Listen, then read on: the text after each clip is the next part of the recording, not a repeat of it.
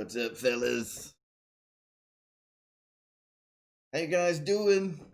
So, Kenny went live, and that's all right because it kind of primed the audience a little bit and got them all warmed up for a nice, new, fresh episode of Air Marshal Mondays, episode number 55.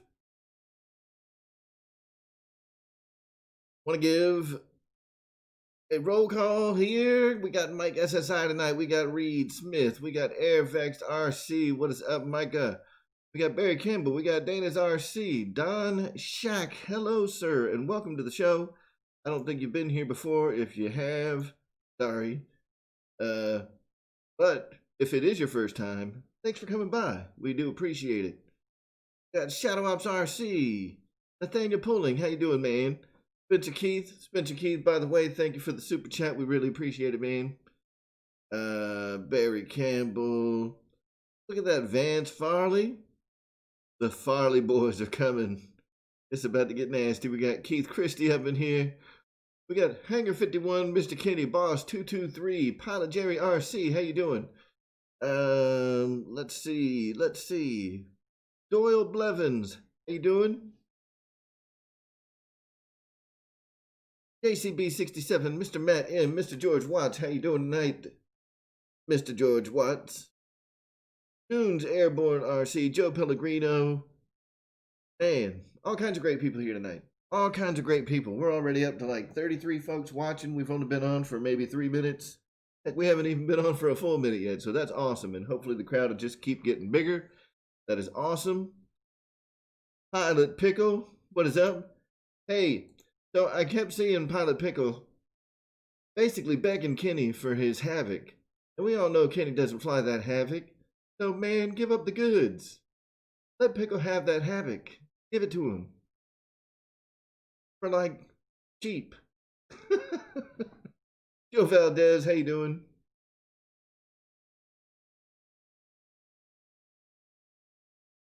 It is good to see everybody tonight. Wreck'em Roy. What's up, man? So, Wreck'em Roy, I haven't forgotten about you. We're still, trying to get your gift card situation straightened out. Gonna make that happen one way or the other. Hey Hamilton, how you doing tonight, brother? It is good to see everybody. So we have some yeah, man. Yeah, shadow work is going good. Starting the third week of the new job, and things are still going well. They are going swimmingly. Had a good day today. You know, every day is better. Every day is getting better. So, you know, having the job is definitely helping to make things, you know, have a brighter overtone around here, if you will. What's up, Gooniac? Good to see you tonight. And we'll be seeing Ray later on this evening in about 2 hours. Don't forget to check out Gooniac's show tonight. He's going to be showing us how to swap out the Afterburner and EDF fan assembly in I believe it's an E-Flight FA-18 that he is working on.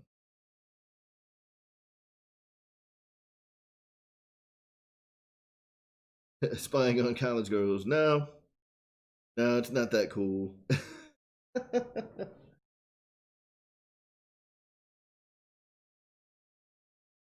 No, it's more like, you know, reading people's license plates.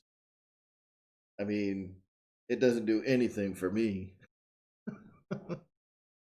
We barely get to see the license plate, much less who's in the car.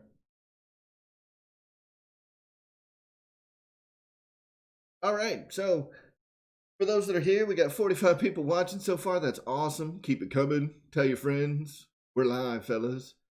We got some new stuff going on here at the channel over the past week. Now, listen, all you guys are going to know this right away. And I mean, it doesn't take a genius to figure out that Ryan has a really good thing going with the pilotryanmedia.com. I mean, he can just say it. It just rolls off the tongue. Go to pilotryanmedia.com. Well, you know, sometimes, what do they say? Imitation is the best form of flattery. So I had to do it. It's so convenient to have all that stuff consolidated into one spot. And, here in, I think we're talking early next week, I'm going to have that NX10 here, and which is kind of why you haven't seen a lot of stuff come out from the channel lately. I don't really have any plane videos that I can put up right now because, I put them up, they're all up. So I do have another plane that's going to be on the way soon, and when that plane gets here, I'm going to hopefully have that NX10 in my hands. I think we're looking at early next week, or sometime next week, that thing is going to be shipping. So it's estimated to be, at Horizon by the end of this week, according to my sources, which I would call somewhat reliable. So hopefully we'll see this thing popping up sometime next week. And once that lands in my hands, we're going to have a whole host of videos to document, how to use those NX series radios, which is going to be awesome. Another big series for the channel, and I can't wait to put that out for you guys. So what we did is I have set up rcairmarshal.com, and it's an easy way to tell you guys how to get to the affiliate links that we have relationships here at the RC Air Marshal YouTube channel. So if you're interested in purchasing anything that we've shown on the channel, whether that is from Horizon, it's from BitGo Hobby, we've also got Amazon links in there, our merch store is in there, our PayPal link is in there if you want to do a PayPal donation to the channel. All that stuff is there. So go to rcairmarshal.com and you can find all that stuff.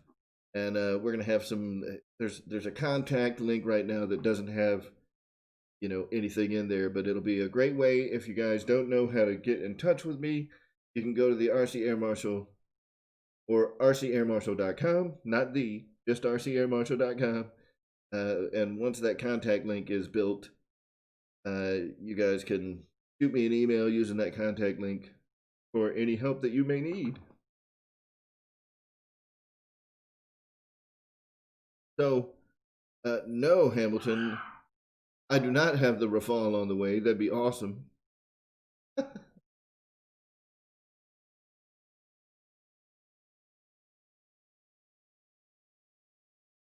So we're gonna start pushing that more on our new videos as they come out, and go back and add a link to rcairmarshal.com to all of our previous video descriptions. There's a whole lot to add them to, so it may take a while. So anyway, what I want to do tonight is something that I'm sure we've done it before, but I want to do, kind of an audience-driven show tonight where, you guys kind of get to drive everything through a Q&A session. If you guys want to, yeah, Guniac, I've got,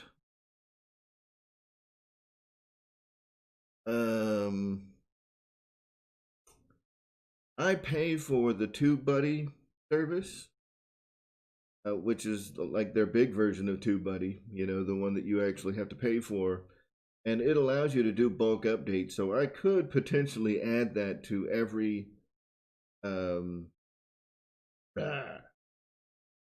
video on the channel, and like boom, and just let it push it out.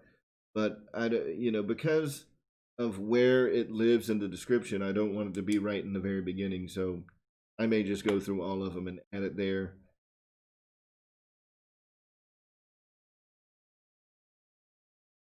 What's up, GB? So apparently GB is hitting the road, which means that he'll be home in like 2 minutes.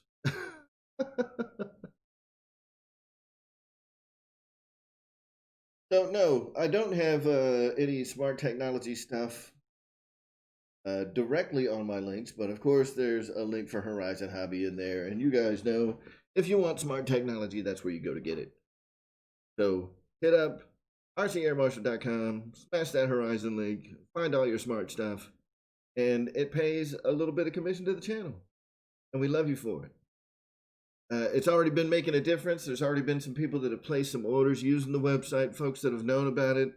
I put it up, I think, on Friday or Saturday, and it's already gaining some traction. It's probably already paid for itself, to be honest with you. But that's where to go. That's the new place if you want to check out the stuff that we feature on the channel here and help us out if you're going to buy it.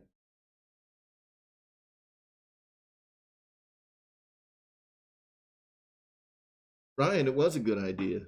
So, once again, stealing from the pioneer, uh, you know, it is what it is, man.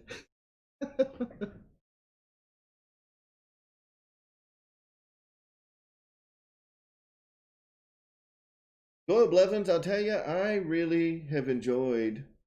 David, yourself, good to see you. I've really enjoyed having the Radiomaster.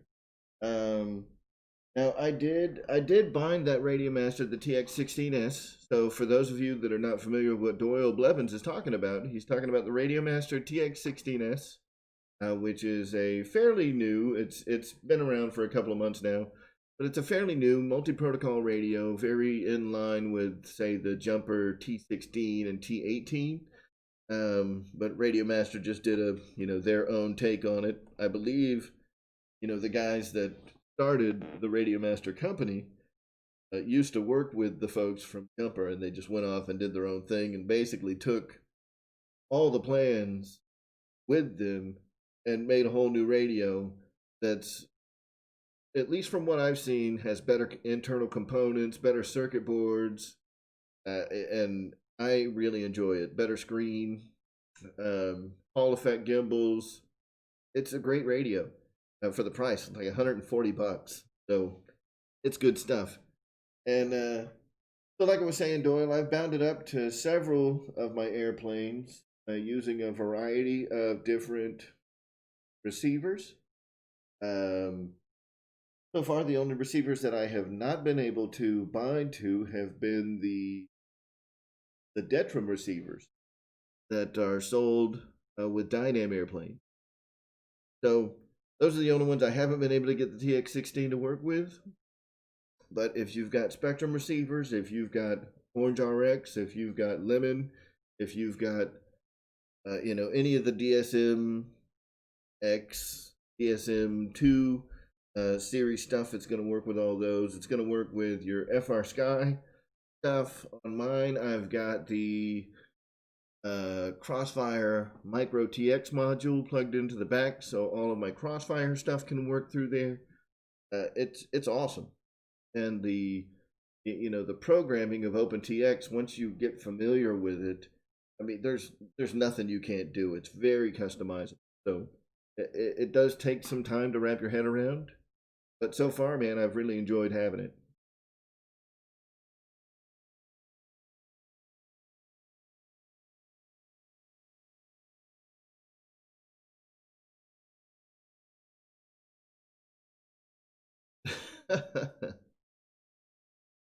Isaac Padilla, good to see you. Padilla. Michael Reitzer. Jeff in Lower Alabama. Jeff's Custom RC. Welcome. Welcome. Good to see you tonight, man. Oh, what else? Yeah, Robert Ortlep, I know this blasphemy. TX16. So listen, I have the TX16 with several of my airplanes that have a Spectrum receivers in them. But I mean, ultimately, at the end of the day, I'm just gonna go and use my IX12 again with those. I through some stupidity of my own, I accidentally deleted all my models from my IX12, and it needed some housekeeping anyway, because there's some of those models that don't exist anymore, or ones that have different receivers than they used to have. So I needed to update them anyway. So yeah, I've updated those. And I mean, some of the stuff that I've got in the IX12, I'm just going to use Spectrum with Spectrum. It just makes sense. Now, what I found is there are some of the radios, like, or some of the receivers. So the Admiral receivers, for example, the RX600SP. I wouldn't say that it's easier to work with, but I can do more with the way that the gains operate on the TX or on the RX600SP using the Radiomaster. So for the Admiral receivers that I've got, I'm going to fly those with the Radiomaster, and everything else I'll do with Spectrum. David, yourself, I fly at CCRC. It is in Ackworth.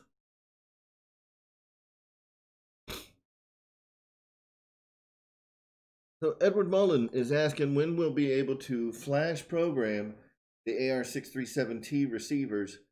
So I know that that's something that's on the way from the development team at Horizon. It is going to be coming by way of, I believe, a USB programming cable. So you'll still need like the SPMA. I think it's the 3065. Yeah. So this here USB programming cable that I've always got like on hot standby. Right now, if you have a locked AR637TA, so one that came on like the Air Tractor, one that came on the Mustang, the one that's going to be coming on the new FW190, if you've got one of those, you can actually unlock those. And the 631s, if they come locked to a specific model, you can update those receivers to the latest firmware using the SPM a 3065 cable, and that will allow you to flash those with the latest firmware for now, and you'll at least be able to go and reprogram them. Say if you crash the plane they come in and you want to shift that receiver over to a new airplane, you can go ahead and do that now, but you'll have to set up all the gains and everything on your own. As far as being able to go and grab model files, I think that's on the way. That's my understanding.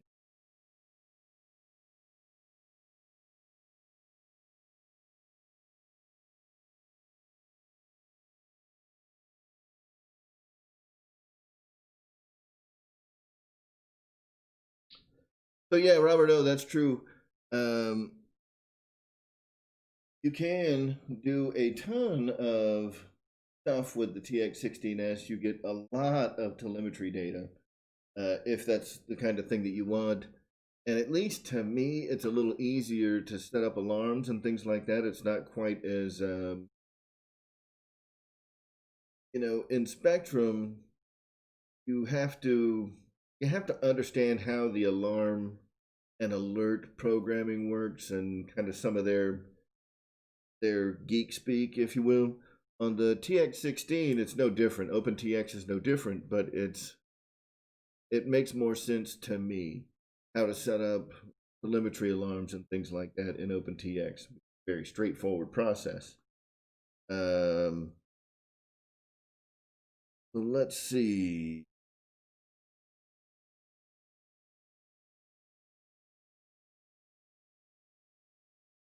So Pilot Jerry's asking if you can do forward programming.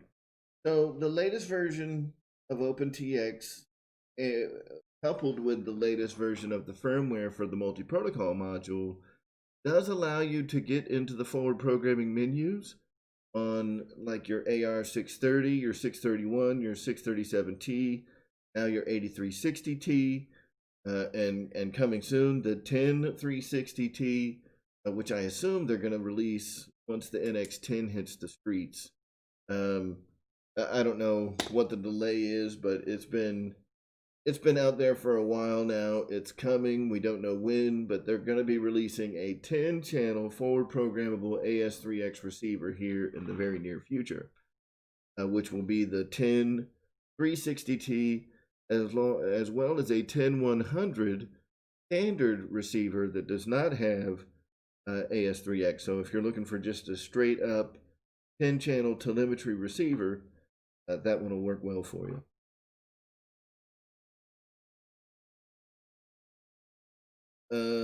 Let's see.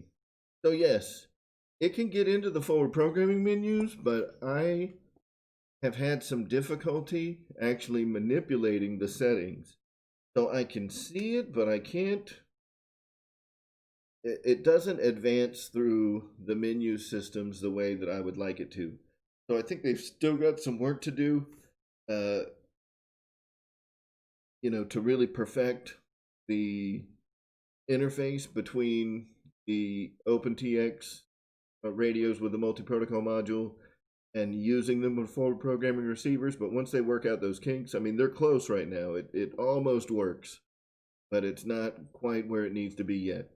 That could be because I don't have mine on the latest and greatest. I think a new version of OpenTX came out in the past couple of weeks, and I haven't upgraded my TX16S with that latest version of OpenTX.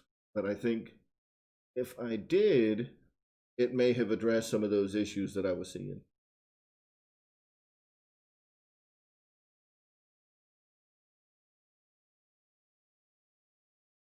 Pilot Pickle, the best place to buy Radiomaster.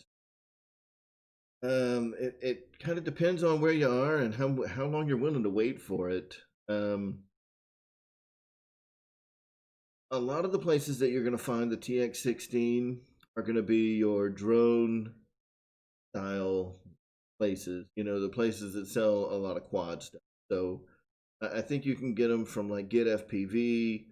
I got mine from a place in California, and I can't remember.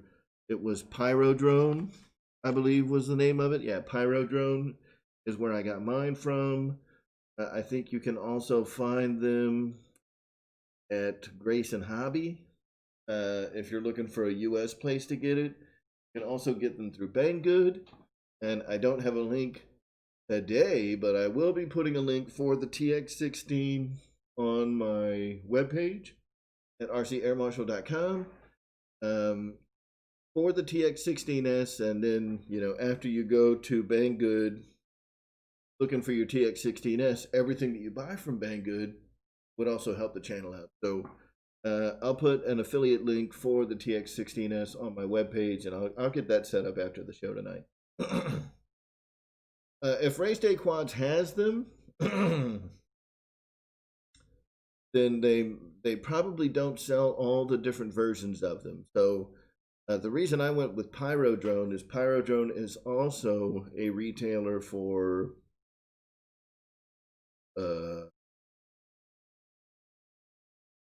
those guys, Team Black Sheep. So Team Black Sheep, as a lot of you guys may or may not know, is the folks that make the Crossfire modules. And one of the versions of the TX16S, and Team Black Sheep and Radiomaster have a relationship. So the multi-protocol module that Team Black Sheep sells to go with their Tango 2 is made by Radiomaster. And they teamed up with Radiomaster to come up with the TX16S. I think it's called the Cross or Master Fire Edition, something like that. Where you get the TX16S with a Crossfire Micro TX V2, and that is how I got mine.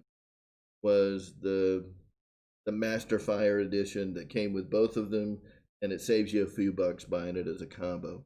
I don't think that they'll let RDQ sell that, so that's why I got mine from Pyrodrone, and it's been awesome.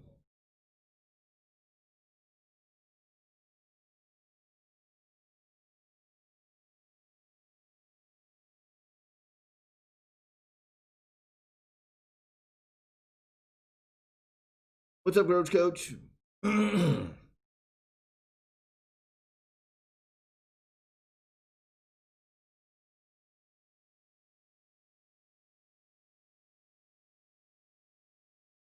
Pinch Brown Steaks. Thank you, sir. Yeah, you can probably get them off Amazon. If you can get them off at Amazon, go to rcairmarshal.com, use my Amazon link, search for Radiomaster TX16S, and hook it up. So, David, yourself, I'm not sure about Flight Fest 2021. I mean, there's been so many cancellations. It wouldn't surprise me to see it get canceled. And to be honest with you, I'm not sure that we're gonna see the first iteration of Joe Null this year. I know they'd have registrations open, and I hate to say it, I know that that's crazy blasphemy. Why would they cancel Joe Null again? But I mean, heck, man, 2021 has already told 2020 to hold its beer. You know what I'm saying? Like 2021 is just as crazy.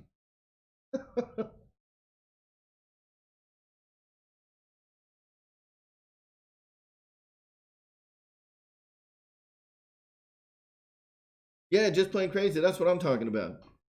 I mean, why not go get some bang good on the corner?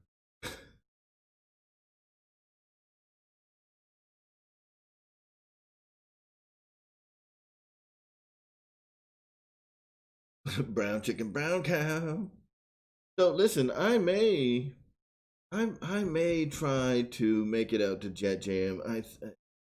It really depends on work and what I've got going on that week. I am able to work remotely. So as long as I don't have anything on the schedule that prevents me from going, I may try to make it to Jet Jam because that is a really good time, guys. If you haven't been before, it's worth checking out. It's not a Joe Null, but it's still a lot of fun. Um, I want to say Jet Jam is going to be the 17th, 18th, and 19th of June, but George Watts, if he's in here, is going to have better information than I would on that because he is part of the club that runs that show.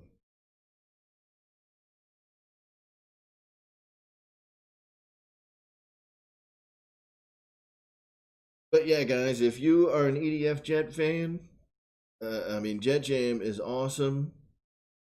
Get the T-shirt, and they also give you a little jar of jam. You get a jar of Jet Jam with your entry fee. And there's always, along with the flying and the fellowship that happens at these events, which is always really cool. They've also they also have a really nice drawing, at the end of the event, and they give away some awesome stuff. There's there's always really great, uh, jets there to kind of gawk at and feast your eyes on. So, I mean, if we can make it to Jet Jam, I definitely want to do that. Is it the 10th, 11th, and 12th? It could be. So it's either the 10th through the 12th or the 17th through the 19th. Um, I mean, that's 1 week apart. So, and I don't think they're going to cancel that, guys. Okay, there we go. George Watch has it. It's Jet Jam is June 10th through the 12th. So I apologize. And like I was saying, man, that's a lot of fun. It's a lot of fun, and it is in Indiana.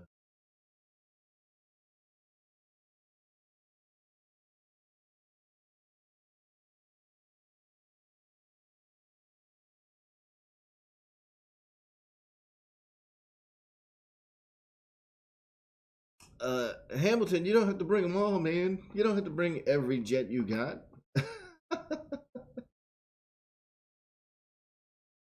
Barry Campbell, I don't know what you're talking about. We don't just get drunk. Uh, we don't just get drunk. There's a lot more than just drinking going on at Jet Jam. Come on, man.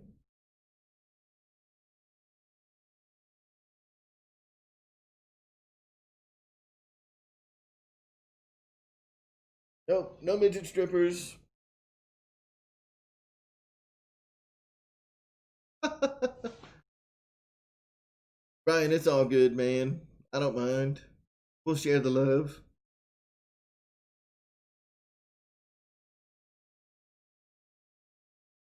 But check out rcairmarshal.com also. Like I said, guys, when we get this NX10 in our hands, I don't think it'll be here by next Monday.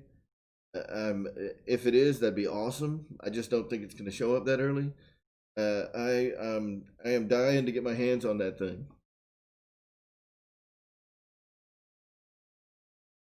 Oh yeah, there's obviously pranks. There will be pranks at Jet Jam. Um, and just prepare yourselves because it is hot. It was hot last year. It's probably going to be hot again this year. It's kind of in the middle of nowhere, so bring a cooler. Make sure you got plenty to drink, plenty to snack on. They do have food there every day. You know, kind of like food truck style type thing.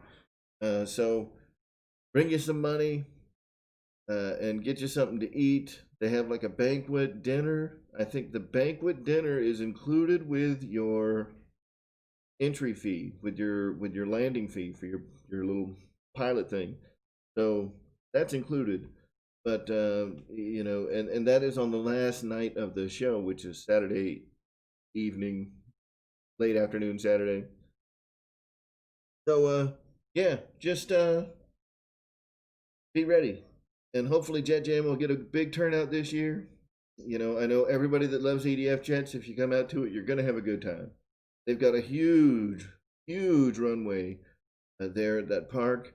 I mean, it's wide. I think it's 50 feet wide, 800 feet long, with even further runouts on either side. You've got plenty of room to land. So don't be concerned with having enough space. I mean, if it wasn't for the fact that it's only EDF Jet Jam, I mean, this is a huge location where, the closest thing that you're going to hit is probably a mile away. It's awesome. Awesome facility.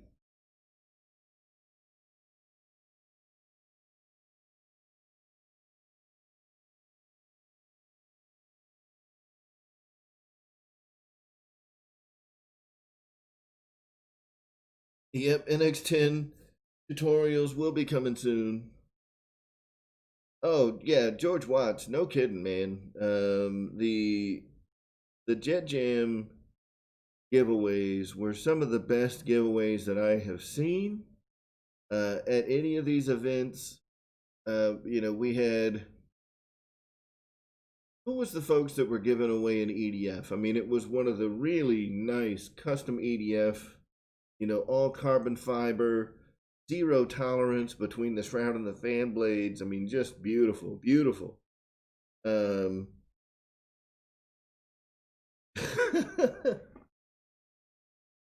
Hey Mafia, you can absolutely camp there. Yeah, it was a Schubler. Uh, it was a Schubler EDF unit, like $400 EDF unit that got given away.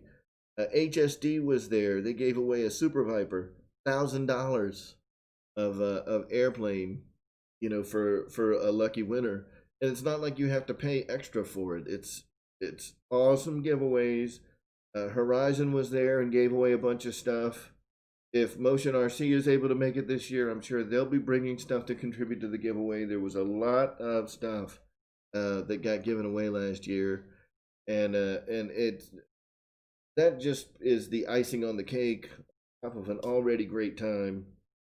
You're gonna really enjoy it. Jet Jam is the 10th through the 12th of June, 2021, and if I'm almost certain that they're going to run it because this time last year, or June of last year, the Rona was in full effect, and we still had Jet Jam. So I don't think they're going to cancel Jet Jam. They might cancel Joe Null. So, keep your eyes open for Joe Null dates and let's keep our fingers crossed. Joe Null might get canceled, but I think Jet Jam is a go.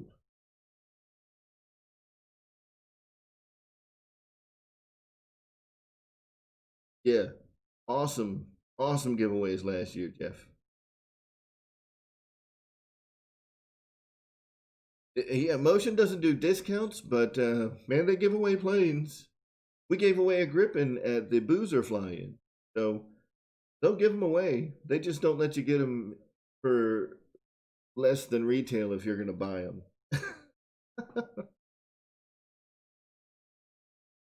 them. Jet Jam is AC equipped.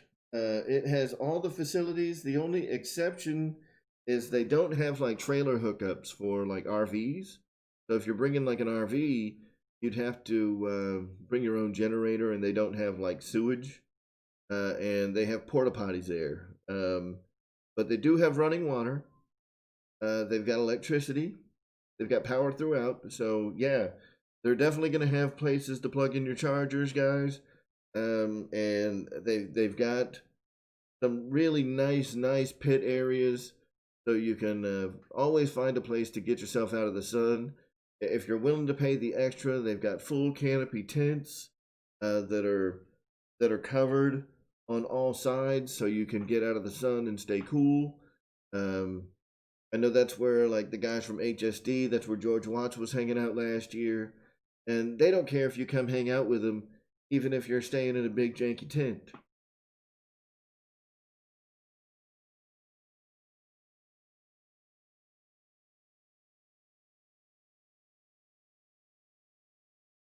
Yeah, that's right. Fly 6 feet apart, but you can be standing right next to a dude.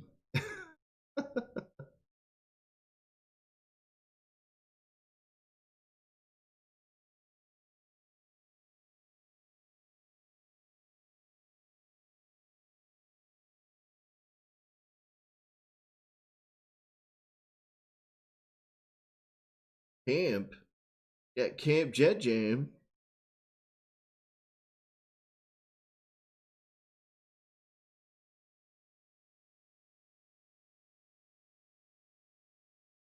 So, guys, I mean, for all the people that are able to make it out to Jet Jam, be sure to check it out. Like I was saying, it's at Rosewood RC Park. It is one of the most fabulous RC facilities I've been to. It's awesome. Awesome. Amazing runway, great facilities. The only thing that I could wish for is bathrooms, like real bathrooms. But hey, um, it's still an awesome facility. Isaac Padilla, it's in Elizabeth, Indiana. It is right across the river, the Oklahoma River? No, the Kentucky River. It's right across the river from Louisville, Kentucky.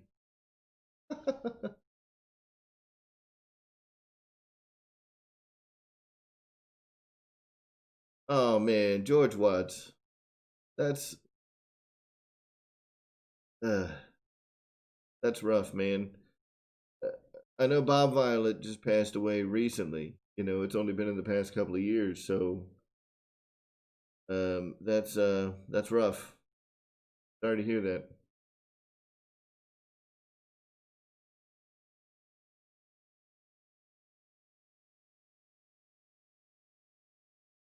Is it the Ohio River? Knows what I know. I don't go up to that area very often. So yes, it's right across the river from Louisville, Kentucky, in Elizabeth, Indiana. And it's really the only thing in Elizabeth, Indiana. There might be two houses in that whole town and an 800-foot RC runway.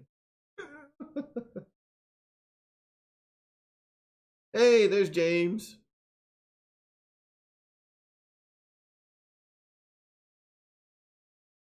Yeah, I'd love to go. I mean, I think I'm still going to make it up to Jet Jam, and hopefully I mean, I'd love to see motion there because I mean they've got all the jets. I mean, half the shoot, more than half, probably 75% of the jets that were at Jet Jam last year were motion RC jets. So it'd be awesome to see James and the fellas be able to make it out.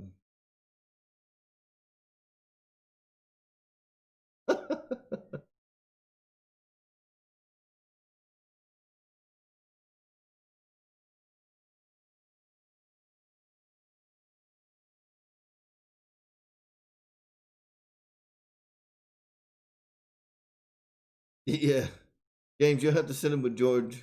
Send him over to George Watts because I can't fit him in my car, man.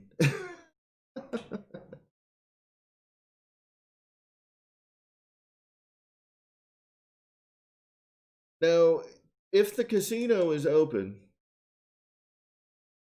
if the casino is open, there is a really awesome casino right up the road from the Rosewood RC Park. It's just north of the facility. Uh, You know, it's probably like maybe a 5 mile drive up the road.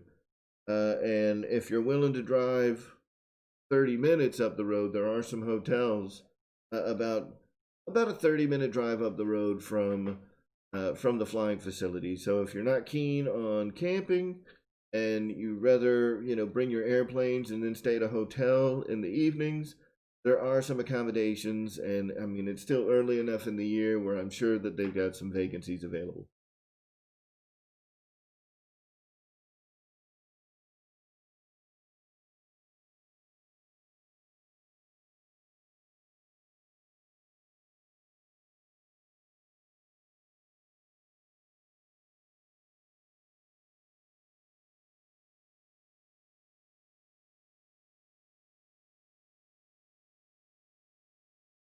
Yeah, the power plant in the backdrop, you know, so just plain crazy, you know, has obviously seen the facility where Jet Jam takes place.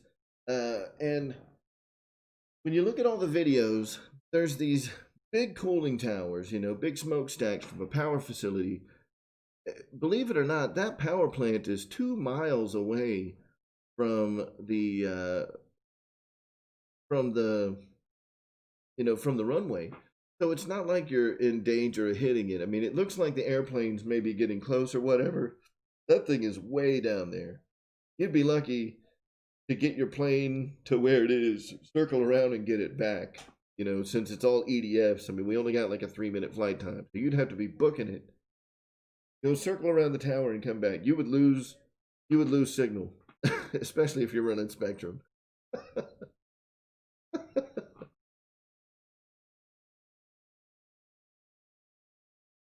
Yep. All your Spectrum stuff would die. Your blue boxes would fail. There's no way that you'd ever make it all the way over to the towers.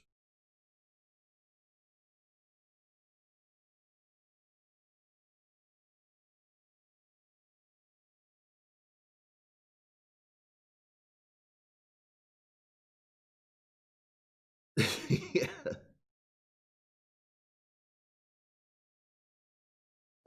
George Watts. That's awesome. So, like George Watts was saying, this is Caesars Southern Indiana. So check that and see if they have any reservations available for that weekend because the casinos always have nice hotel facilities, and it's absolutely the closest accommodations to Jet Jam. And I mean, casinos are just fun, man. Casinos are fun. Uh, Dana's RC, when the sun goes out, Jet Jam is a lot more than just a bar.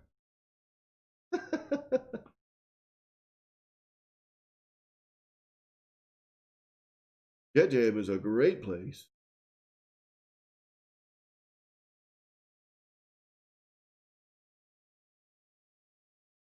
And hopefully we'll see some other folks there this year. Well, maybe Kenny will make it up this year. He shouldn't have to help anybody move during Jet Jam this year. If he does, Kenny, you have the worst friends on the planet.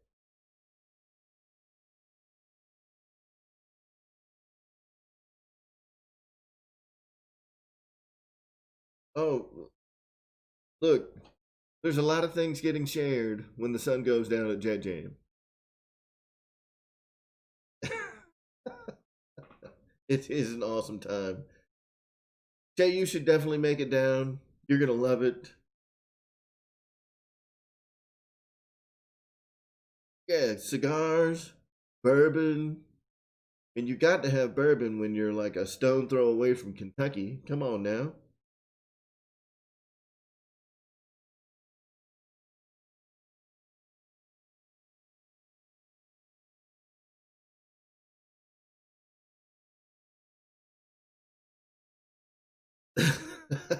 Ron, that's funny.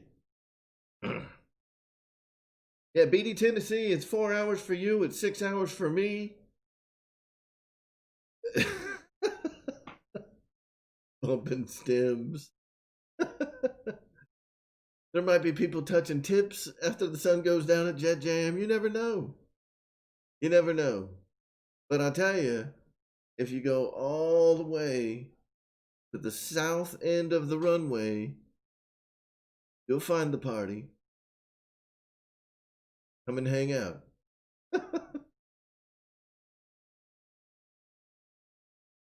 Yeah, come on down, man. CCRC. Look, I'll tell you, it looks a lot worse on film than it is in real life. You know, I don't know if James is still in here, but look, man, if James is getting these big, like freaking 100-inch wingspan Black Horse Warbirds up and flying them around fairly comfortably at CCRC, I mean, dude, CCRC is not that bad. It looks a lot worse on TV.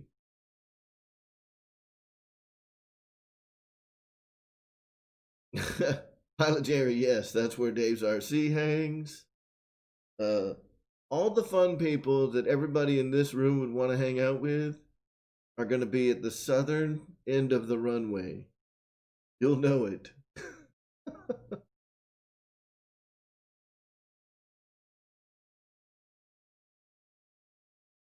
You'll definitely know that you're in the right place. That is for certain.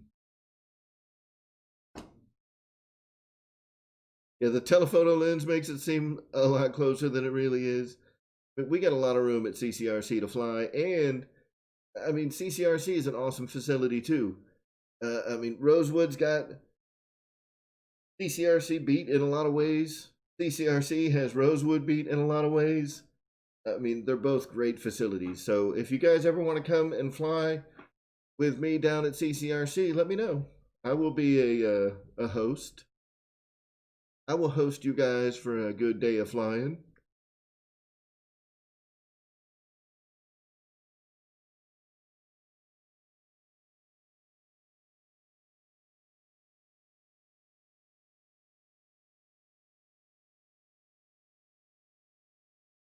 Yeah, Dave's RC coming from Maine. I mean, that was a long trip for him to make it out to Jet Jam last year, and he had a ton of fun.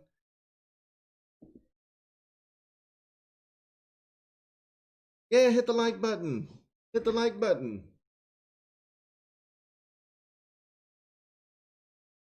Isaac Padilla Jet Jam is June 10th through the 12th, and there will also be flying taking place on Sunday, the 13th. But I will be using Sunday to fly back. If I go to Jet Jam, I will be leaving probably Wednesday morning. Get everything kind of set up Wednesday afternoon and start flying Thursday, Friday, Saturday, and then head out Sunday.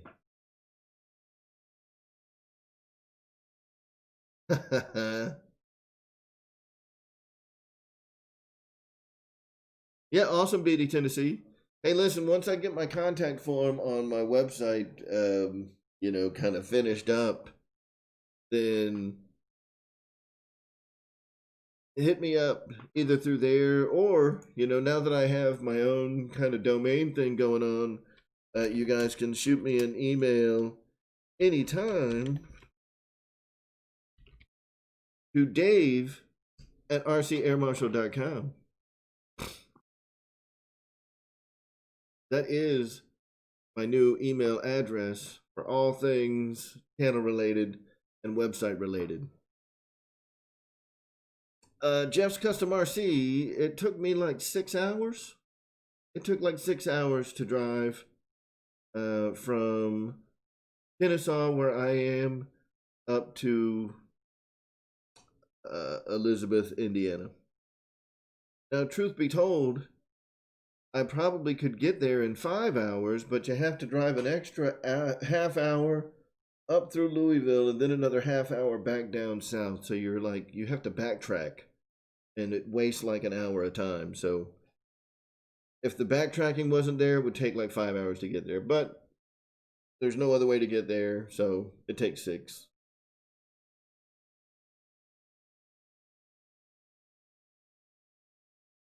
Dennis Barley. That's awesome.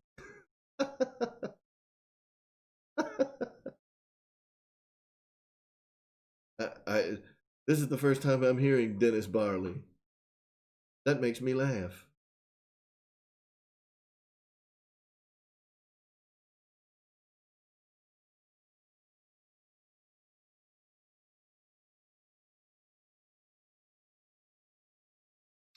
So, Roach Coach, I only saw 2 bridges that go across the Ohio River. There was one on the south side and one on the north side, and I plotted directions on how to get there. You know, one going through Louisville and the other one going up the southern bridge. And because of like the speed limits on the back roads and things like that, and how fast you can get through Louisville if there's no traffic, it was faster to go through Louisville and down and go back down south than it was to go across the river on the southern bridge and then go, you know, and then head east from there over to Elizabeth. But I'm I'm game to hear what you have to say.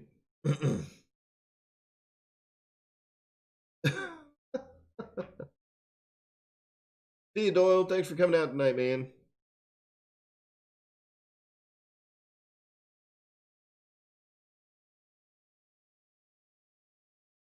No, I know there's a bridge down there. I know there's a bridge, but the roads getting to that, it's not like there's an interstate going right to where that bridge is. So I can hit interstates and be hauling butt all the way through Louisville, depending on what time you hit it. So for me, it was a little faster to go through Louisville.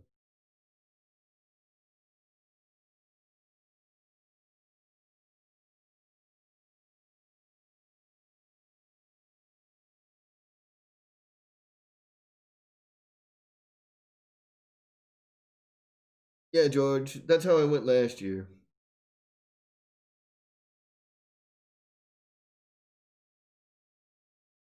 Yeah, James, that's what I'm talking about. You do save yourself some distance, but it takes more time.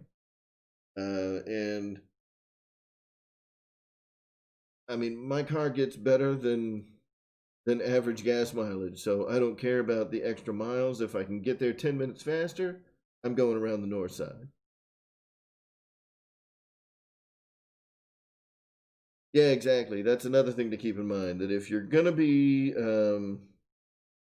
staying in one of the hotels are in that New Albany area, which is about a 20 to 30-minute drive from Elizabeth, Indiana, anyway.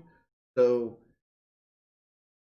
I mean, it's up to you.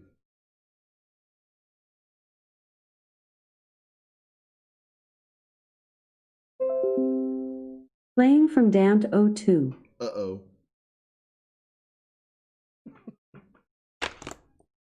This lady always has something to say right in the middle of the show.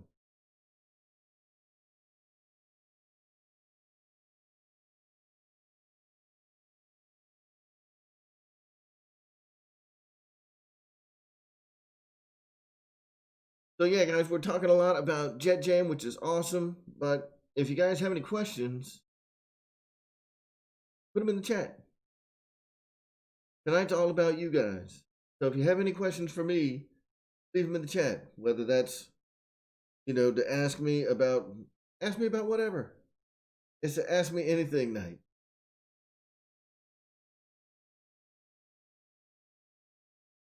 Ken Sprouse, that's what I'm talking about. Your wife should let you go to Jet Jam. She should come with you. Listen, there was Dave Kowalski and his wife were there last year, and she's awesome. There were quite a few wives there last year. So if Shay comes, he should bring his wife. I'll try to bring Amy out this year. I mean, it's a great time, guys. It's a great time. It really is. Look at that. Shay Hamilton's bringing Ashley out. We're going to have a good time.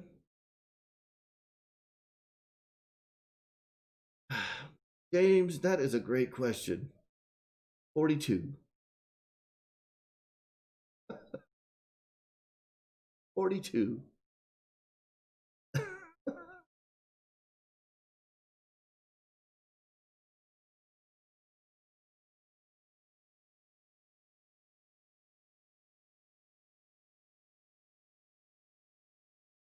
I think that's just the answer to life. Maybe not the meaning.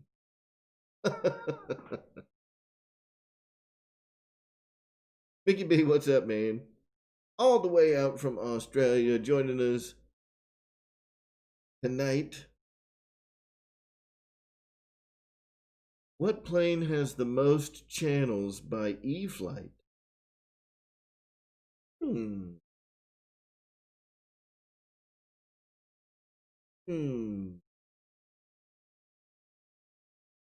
It really depends on what you're doing with it. Most of the E-flight planes are set up to be 6-channel on purpose. I'd say, probably the exception to that rule would be the Night Timber X if you're running it with split ailerons and split flaps, where you could turn on either a full span aileron or standard ailerons with like crow. I mean, there's a lot of stuff that you can do if you run your ailerons and flaps independently on a Night Timber X, and then you still need an additional channel for thrust reversing. So that'd be 1, 2, 3, 4, 5, 6, 7. It would take 8 channels to do it if you wanted to run everything independently.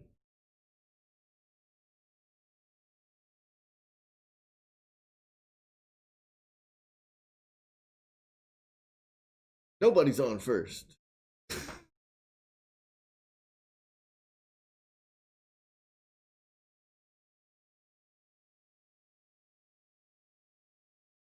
It's been so long since I've seen that skit, man. I really want to play along.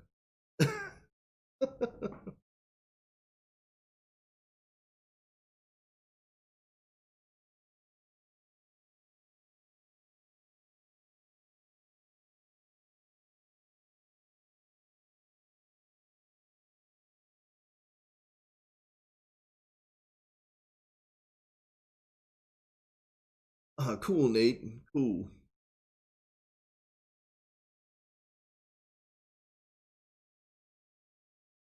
Hey, did it look like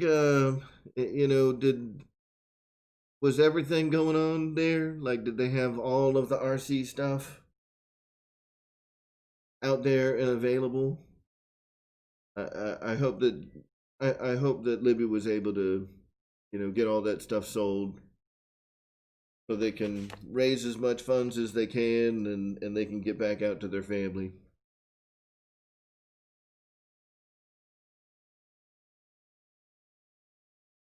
And I'm sure that a lot of the guys that are here are aware.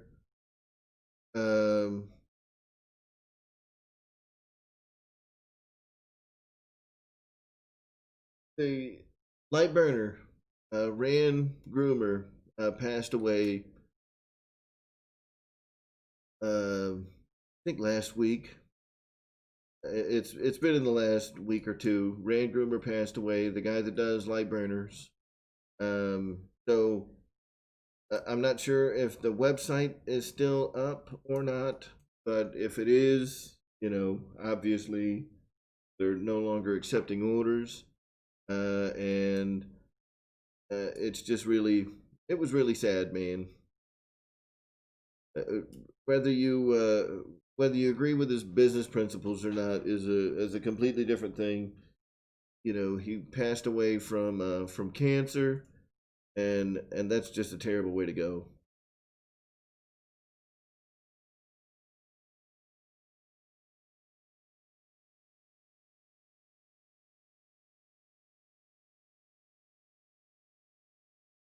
Yes, Hamilton, exactly, exactly.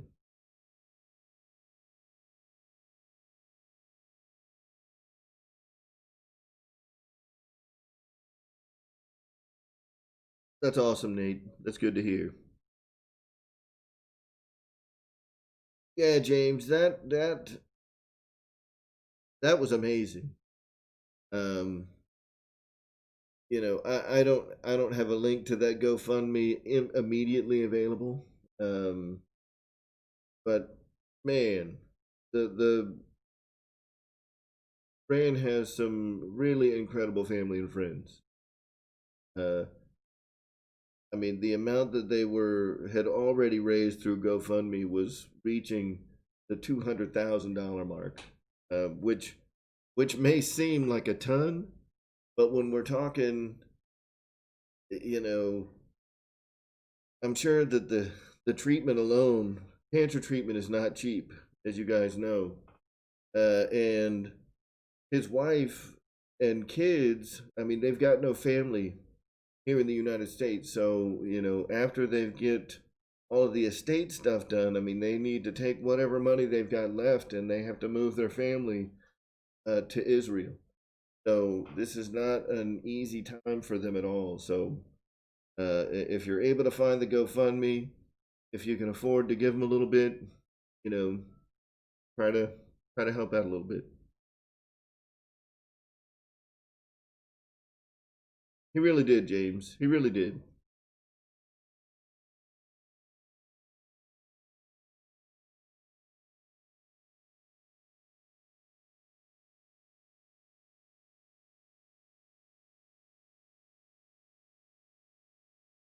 Um, you know,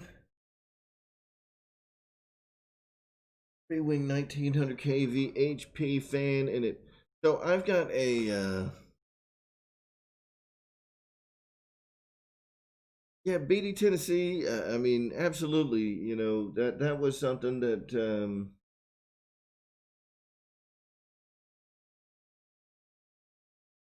that I've thought about. It's been a little while, um, but yeah, man, we can take a 1 minute break, from talking, and just do a nice moment of silence for our buddy Rain Groomer guy.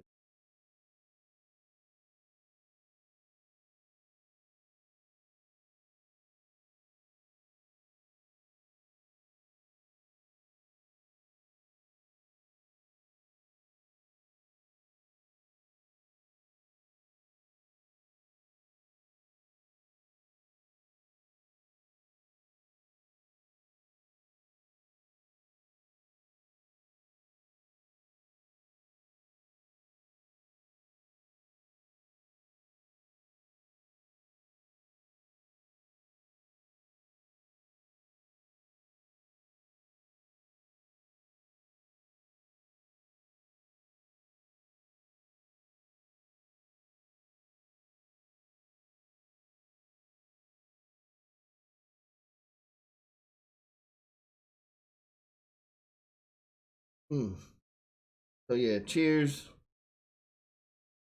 to our buddy Rand. Great guy. He was a really, truly a sweet man. No homo. What an awesome dude. business practices aside, I'm just talking on a personal level. He was nothing but good to me. So here's to you, buddy.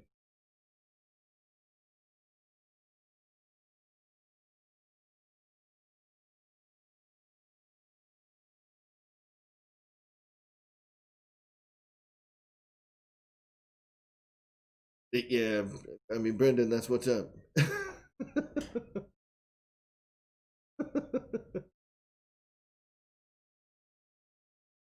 Oh man. So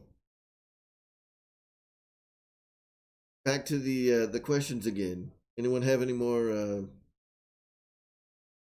crazy questions? We can do RC related questions too. It doesn't have to be the meaning of life, why the sky is blue, why doo doo is brown.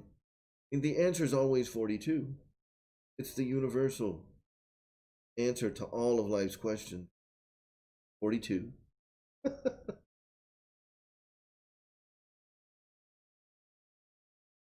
Number 12, Jeff's Custom RC. Number 12. Which ironically I think is 42 in other countries.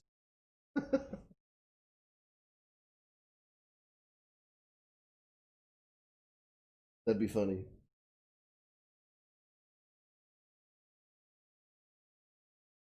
I don't know. The shoes I'm wearing right now don't have a.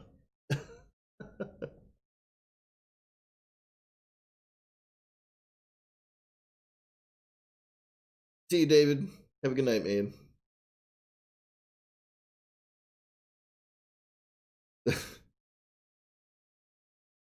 Brendan, that sounds like another one.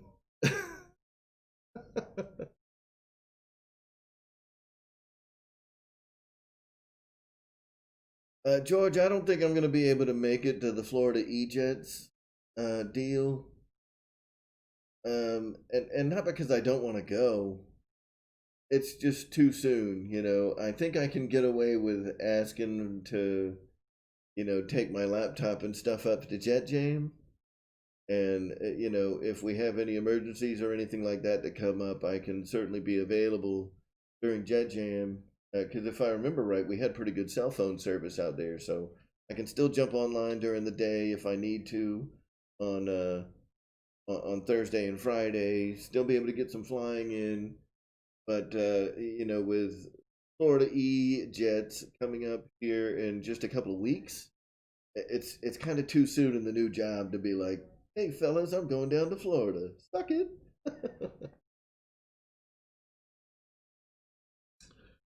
What is one of my favorite planes to fly right now?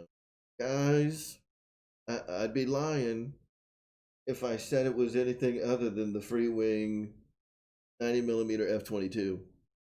The F-22 and the Avanti are just amazing planes. I mean, every time I get an opportunity to go and fly both the Avanti and the F-22, those things are just awesome. Awesome planes that I can go back to over and over and always get an amazing experience out of both of those. Uh, two of, I mean, just absolute blast. Both of those planes are awesome. Um, the other one that I really like flying, my Dynam P-47. The Dynam P-47 is an awesome, very fun plane to fly.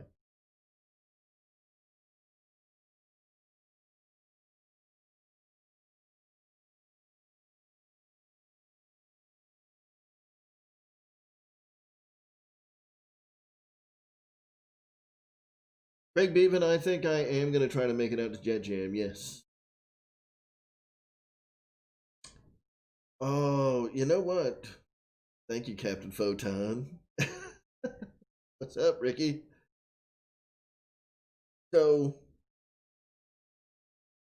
I really like that F-15. And I'll tell you, if that F-15 flies anywhere near as good as the Aeros MiG-29, and even though, look, I know I crashed the Aeros MiG-29. That was totally my fault. I was flying stupid.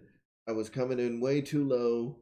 I was, let off way too much speed and just stalled it in my base turn coming in for final. I crashed the MiG-29 like an idiot. Totally my fault.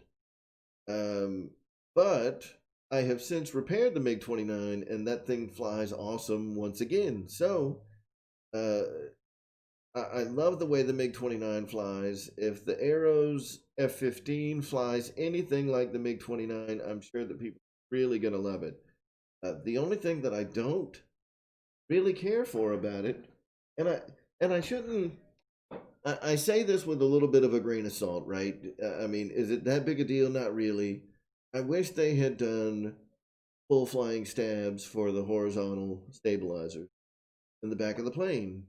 Now, that said, there are planes like the F-16 that should have full flying stabs, but the 70 millimeter F-16s, both the free wing, the FMS, or the free wing, the FMS, the E-Flight F-16s, and the 70 millimeter variety, none of them have full flying stabs and they fly awesome.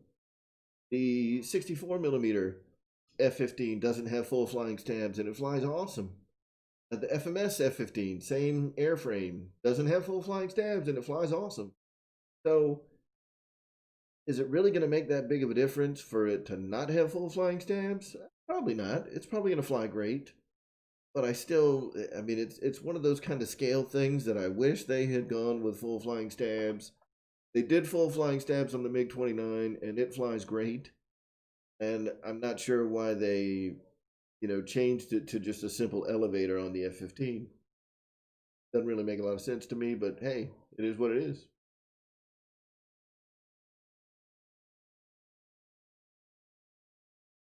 Yeah, yeah, James, the F-15 scheme, that new arrows, that thing's got that big crazy eagle, you know. It does look cool. And I like that. I like the size that the twin 64s are coming in. They're about the same size as a 70 millimeter plane. I mean, some people can say that they're slow or whatever. I think the MiG-29 has excellent performance. You know, I know everybody wants their plane a little bit faster, whatever. That's all personal preference. I haven't found the Aero's MiG-29 to be short on power. So just based on how much I enjoy flying the Aero's MiG-29, I'd say that the Aero's F-15 is going to be a blast, and I'd like to try one out when they release. Now, here's the thing: these FNRC guys, they'll talk about a new Aeros plane, and then we don't see that Aeros plane for like 2 or 3 months down the road. Um, you got to remember, I mean, those FNRC guys are in China, right across the street from the factories. So they probably just picked up one of these F-15s off the showroom floor, or right off the factory floor, and they're able to show it to us way early, far before we're going to see them at Hobby Zone. So we're probably still talking another 2, maybe 3 months down the road before we ever see those things here in the United States, which kind of sucks.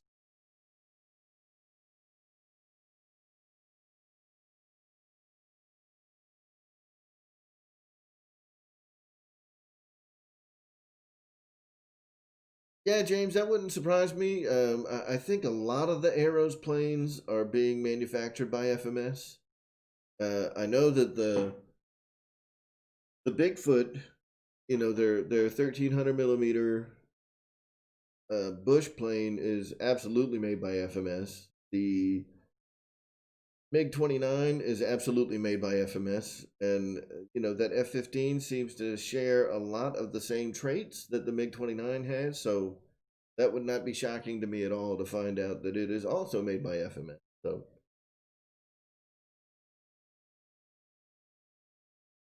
yes, Ryan, tell us. You can say it in the chat. I don't want to necessarily get demonetized.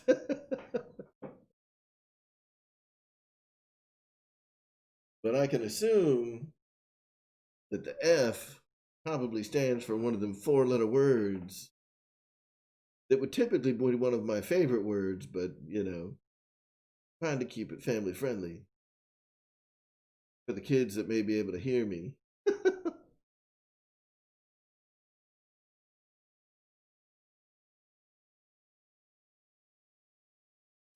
BD Tennessee, what I'll tell you about that 90mm free wing F-15. That is a very scale airplane with very awesome features. It is, in my opinion, one of the better looking. Now, I'm a kind of biased. I love F-15s, but I think even more than the F-22, more than the F-18, more so than the MiG-29, the F-15 and the Free Wing T-45 are two of the most scale 90mm planes I've ever seen. The F-15 is awesome. It's absolutely incredible. Now, with some of those awesome features comes some extra weight. In its original form, the F-15 was probably not the best performer on the planet. In its latest iteration, if you can get a hold of an F-15, in its latest iteration with the 1900 kV end-runner motor, I'm sure it's awesome. Now, I have one, and my intent is to put the 90mm 1900 kV end-runner with the 9-bladed fan EDF unit in that plane before I attempt to fly it, because I have heard that on the stock power system, which is what's in there right now, it felt very anemic in the air. So my plan is to put the 1900 kV in-runner 90mm 9-blade EDF unit in there and see what she can do.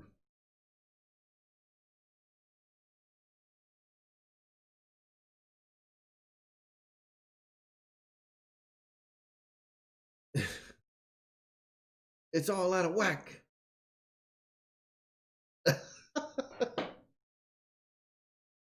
Oh man, James. It's bleep bleep bleep sucker. Mother bleeping bleep bleep bleep and bleep.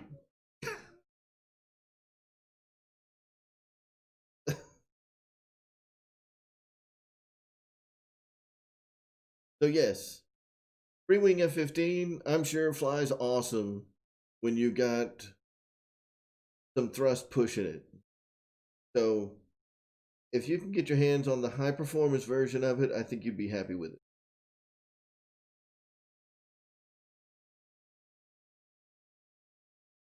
Oh, I didn't know that it only had the 1835.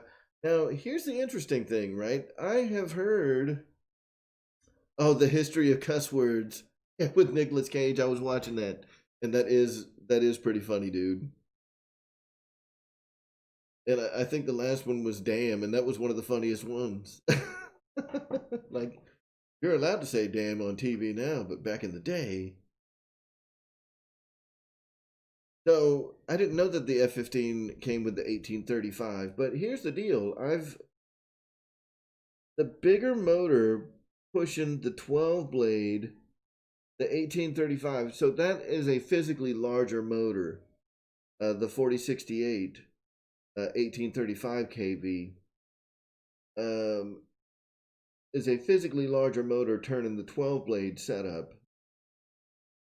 And I can't verify this because I haven't put them on like a test stand to test thrust on them.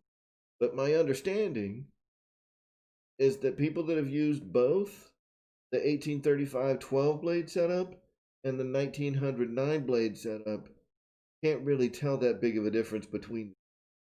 So I think if you've got the 1835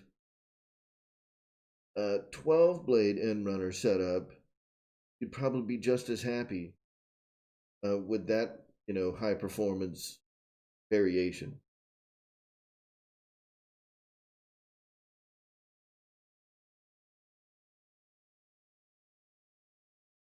But, since I have the original Outrunner system in the F15 that I've got, which I want to say was like maybe a 1550 kV setup, maybe lower. I'm gonna go with the 1900 because the 1900 I think also is a little lighter, and with the F15, you definitely want to shed as much weight as you can. It's a heavy plane, Let's just say that it's not a light airplane. It's pretty heavy, so the lighter you can run it, the better off you're gonna be.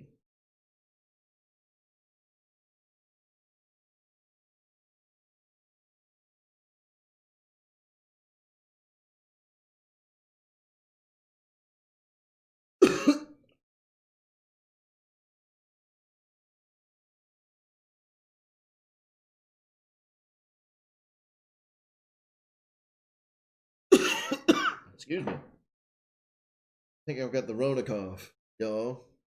It's a good thing I've been working from home.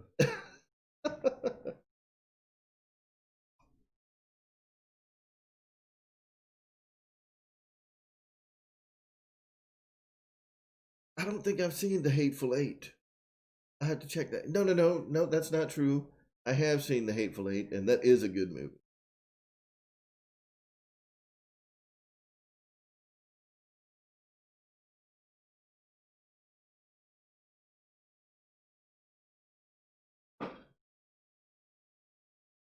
I have to play around with mine because I want to say on the F15, all the doors are sequenced.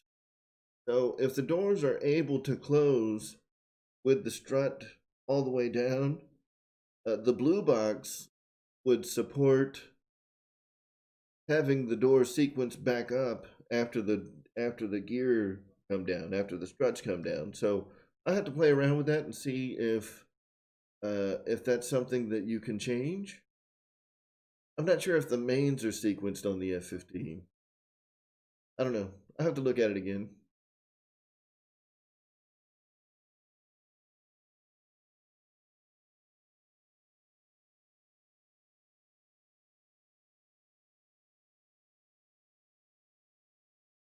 Yeah, Jeff. I bet that thing is awesome.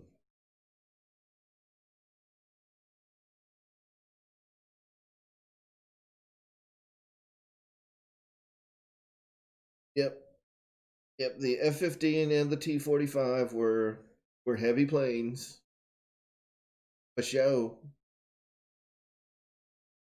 but I've seen them both run on high performance. In their high performance setups. Not 8S, the 6S high performance setups, and they look to fly really well. I haven't done it yet on mine. And here's the thing, right? Like I have the F15, I've got the F22, I've got the F18, and I've got an F16 here that I need to get a new fuselage for, all in the 90 millimeters, all of them in their stock setup. And the F22 flies awesome. The F18, the F18 to me was one of them that didn't need a power upgrade. It was fine with the Inrunner. But I want to put the 90 millimeter 1900 kV Inrunner setups on all of those planes. Number one, it's just they're Inrunners. They're going to be a little more efficient. It's going to get a little bit of weight in the rear end because of the plastic housing on the 1900 kV setup. But at least for now, um, they're difficult to get a hold of. So the only place that I have found those 1900 kV Inrunner setups until Motion gets their stock back up, the only place I found them is RC Castle, which kind of sucks.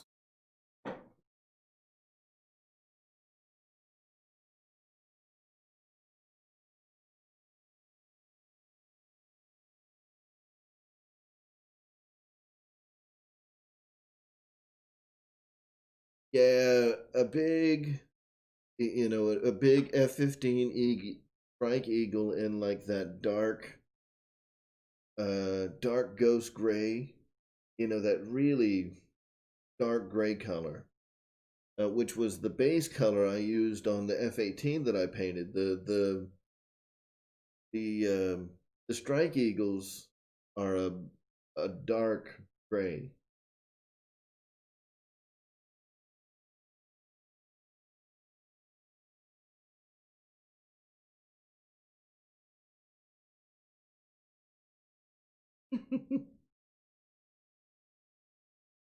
Yeah, that'd be awesome. That'd be awesome. So, yeah, that's my thing right now, man, is I need four of those 90 millimeter 1900 kV in runner setups. And that sucks.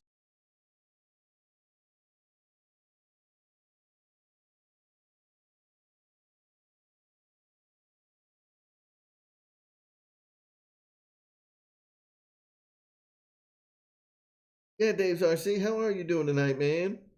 It's good to see you. Thanks for stopping by.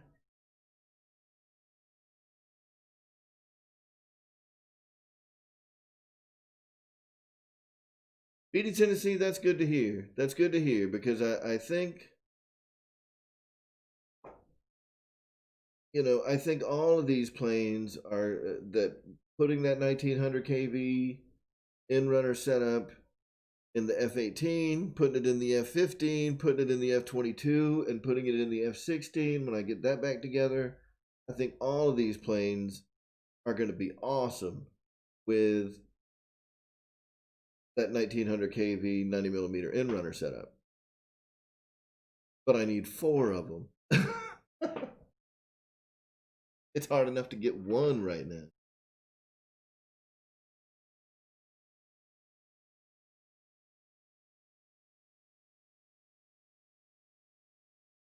Yeah, that's what I'm saying. The 1900 kV to me, I mean, that's like the perfect setup. It's like $50 cheaper, I think, than like the 1835, which is a larger can, um, and probably produces more torque. It's heavier. I mean, all the planes that I have seen running the 90 millimeter 1900 kV setups have been awesome.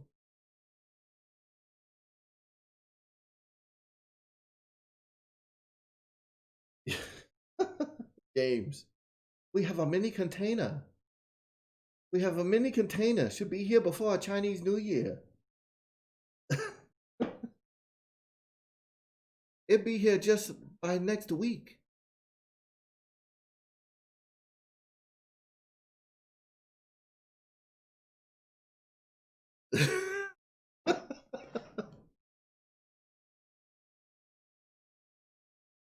If you order right now, you get a free order of fried rice with your in-runner motor.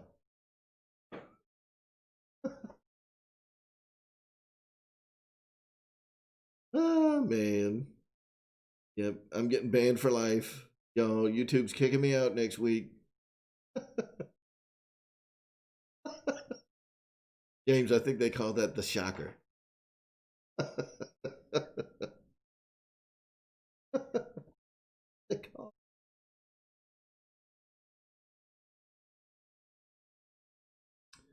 So, I mean, that's good info. I think, man, I'll have to check and see what's up.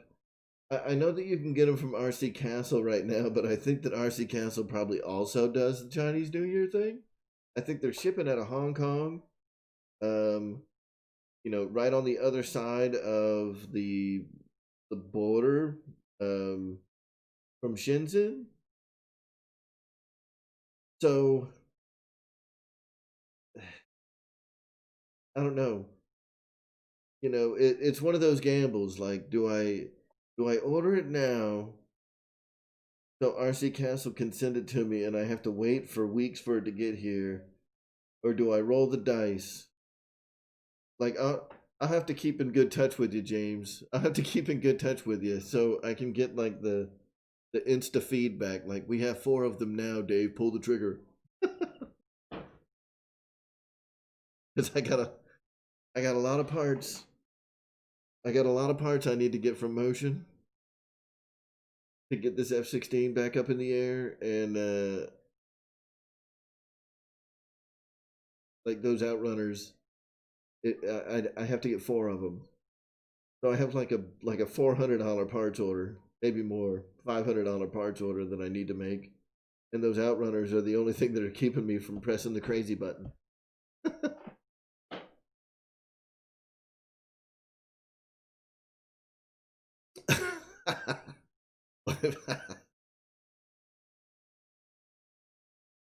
I may be able to get away with that.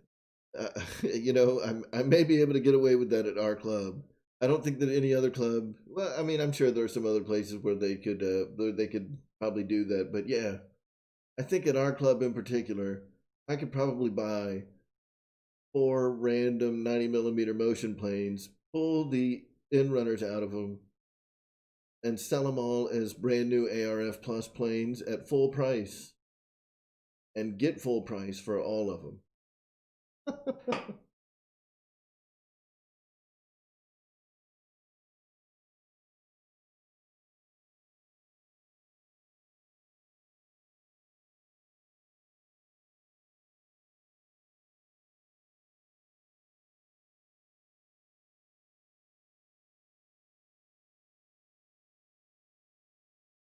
Um, BD Tennessee, I, I have one of the FMS 12 blade units. Now, to be fair,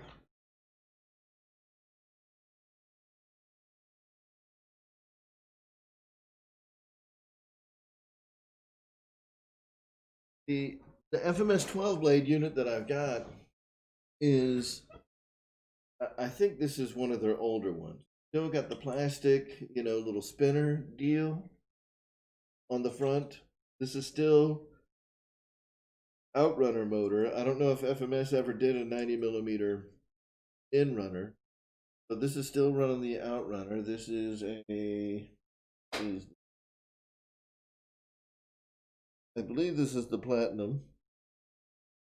Yeah, this is a 1900 kV motor with a 12 blade fan, FMS style, plastic shroud.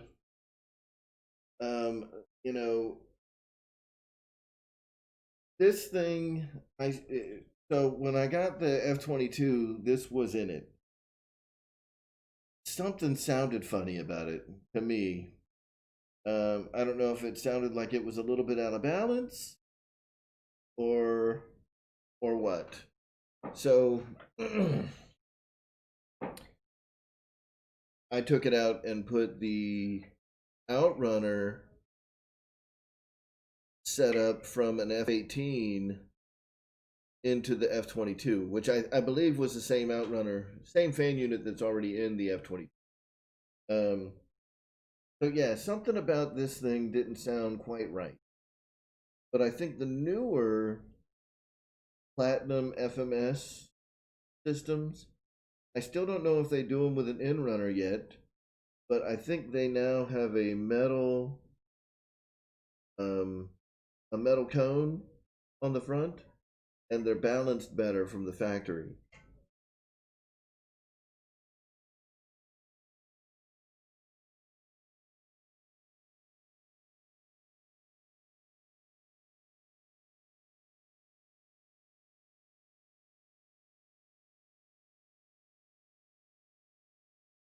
Yeah, yeah. So this is still the Outrunner version of the FMS fan, and look, it performs great. Don't get me wrong, it does perform great, but there's this is the F-22 that I have. I've seen this same setup explode in that F-22 back when it still belonged to Ryan.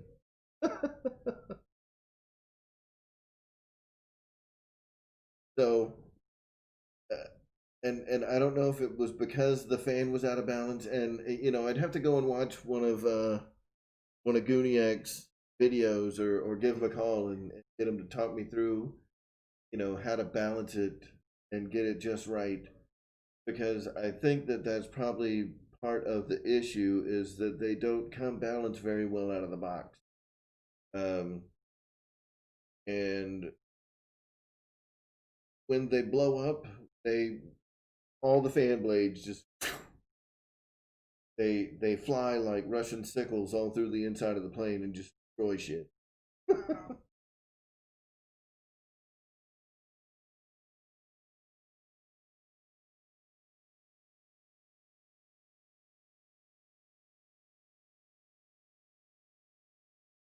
Oh yeah, yeah, still a great landing. You know, so I mean, I may put this in something. Um, but I don't know yet. I don't know what I'm going to put it in. I may, you know, to be honest with you, because the F-16 is going to be kind of a salvage project. The F-16 that I've got, I was given the airframe by by Wesley, Mr. Mary Boozer. I was given the airframe, but the fuselage was in bad shape. So I ripped out all the guts from the fuselage. You know, it was like one of those things where here, if you're willing to do the work, you can have it. Um, but it's going to cost some money to get it put back together. I may use this in the F-16 after I figure out if there's a balancing issue.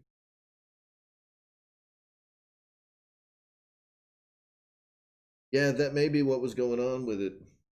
It may have been, you know, squished just enough in the F-22 to, you know, to make it have a bad day. And it didn't sound right in the airplane. You know, there was something to me that just didn't sound right. I haven't tried to run it out of the airplane, you know, but if I can get this fan unit rocking and rolling in the F-16, that may be what I do, because the F-16 already has the ring style light burner um, on it anyway, even though it looks ridiculous. So it wouldn't hurt my feelings to run this particular setup and use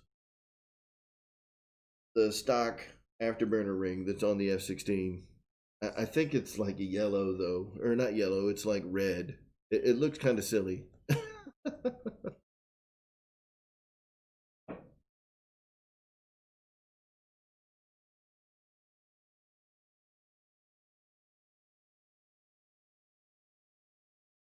Now I'll tell you, I really like the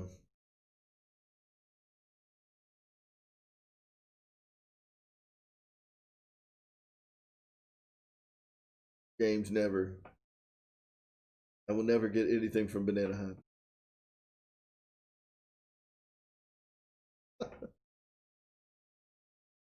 uh,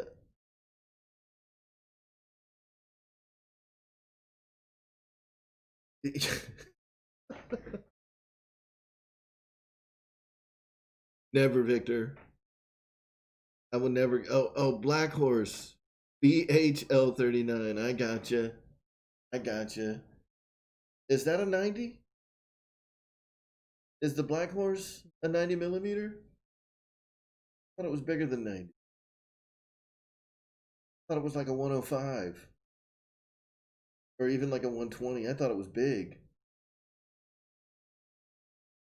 Oh, see, I thought you were talking about the Banana Hobby L39. I was like, gross. Hey, look, I mean, Kenny, I'm not saying that they don't make planes that look good, but there's just some things about them that I can't look beyond either. You know, there's like Dynam. Dynam is about as janky as I'm willing to go.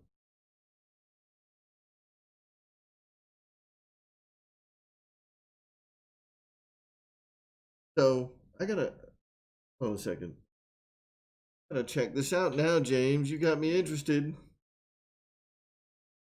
That L39. Black Horse L39.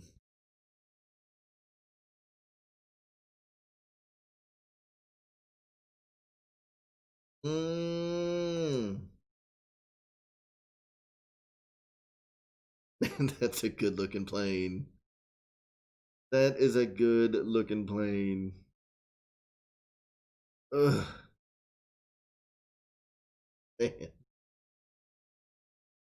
And there's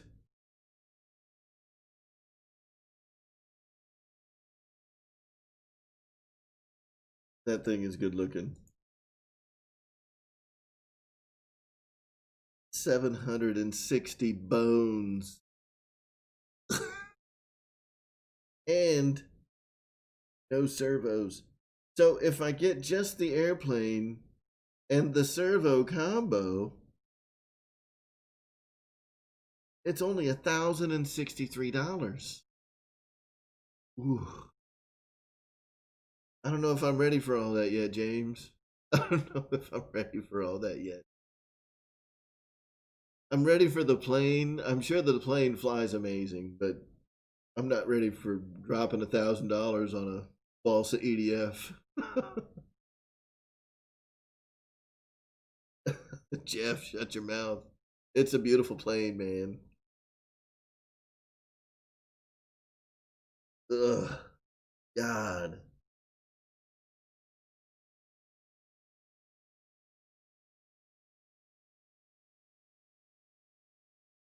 Yes. Oh, and it needs retracts. It doesn't come with retracts. No, it says it includes the Black Horse jet and it includes scale CNC suspension oleo struts. So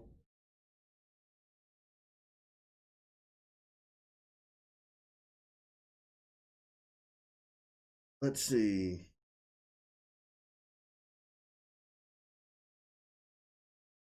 Oh, 8S to 12S setup. Yeah, I don't know if I can run this thing on a on 8S. But you never know till you try, right?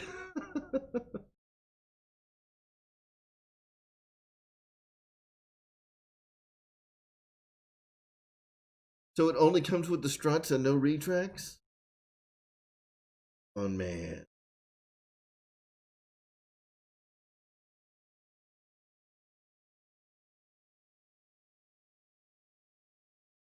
Oh yeah, electric retractable gear. Woo!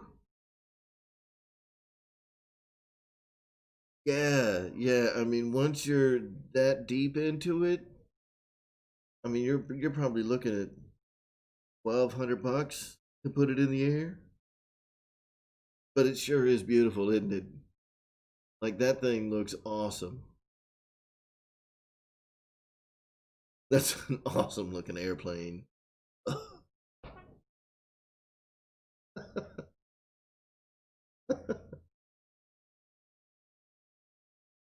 Oh man.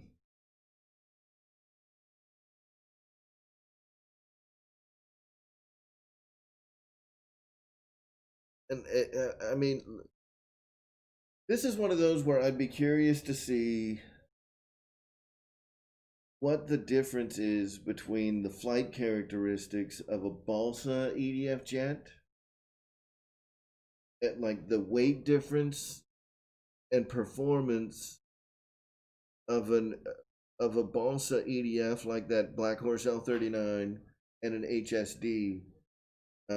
But I think all the HSDs are bigger. Does HSD have like a big 90 millimeter?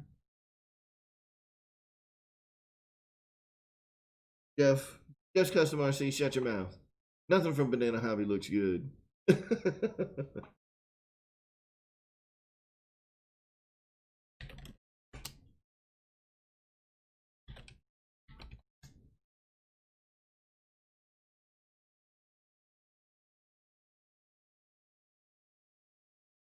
Oh, let's see. that L39. They've got the, what is that, the Breitling L39 team plane? That thing looks awesome too.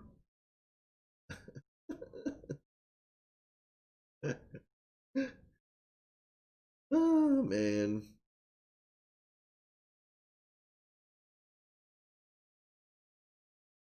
Let me go back one.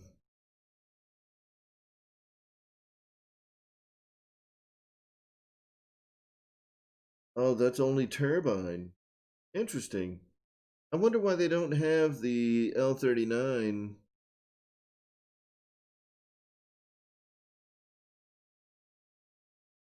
as a. I wonder why they don't have the L39 as an EDF. I'm only seeing it as a turbine kit.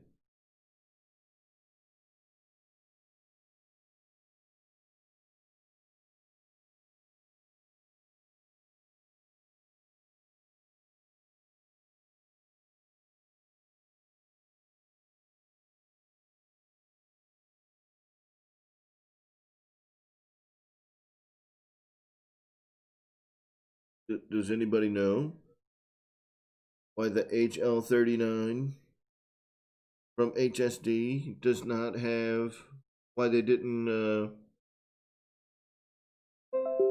do that in Playing from Dant02. Oh, are they going to do an EDF version, Ryan?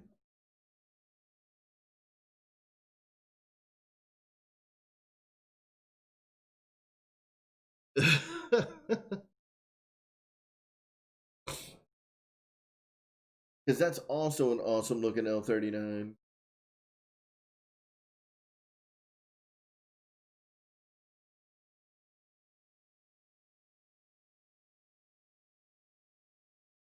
Mm, that's a good looking L39. All of them are. I mean, that Black Horse looks amazing. But like I was saying, I mean, after you add all the stuff to the Black Horse, ugh, it's it's probably as much as this HSD. It's probably $1,200. It's probably $1,200 to get that Black Horse off the ground. Especially when you look at adding a like an 8 to 12S power system. Woo, that's a lot of money. That's like I'm gonna have to mow a lot of yards. I'm gonna have to mow a lot of yards for that thing. And I'll give it credit. I have seen. I've become more of a believer in balsa. I know when you crash them hard, they take a beating. You know, I mean, they break and they break bad. But from what I've seen, the balsa planes can actually take quite a bit of abuse before they start to really break. I mean, you got to do something pretty drastic with them to destroy them completely. I mean, they're tough planes when they're made right. And at least from what I've seen so far, all the Black Horse planes seem to be freaking tough.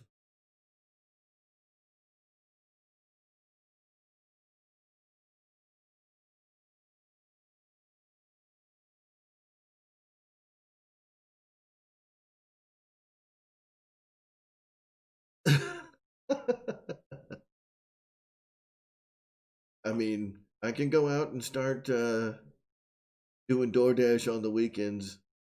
I can make like 200-300 bucks a weekend doing the DoorDash thing, delivering food. So I do that for like a month, get me enough money to buy me a freaking Black Horse L39.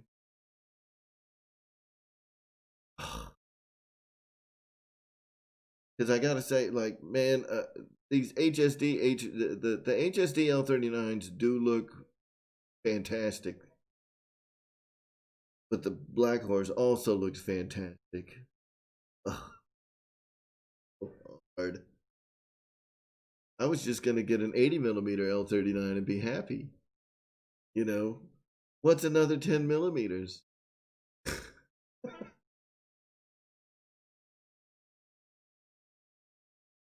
Oh man, it's so easy to talk me into doing retarded things.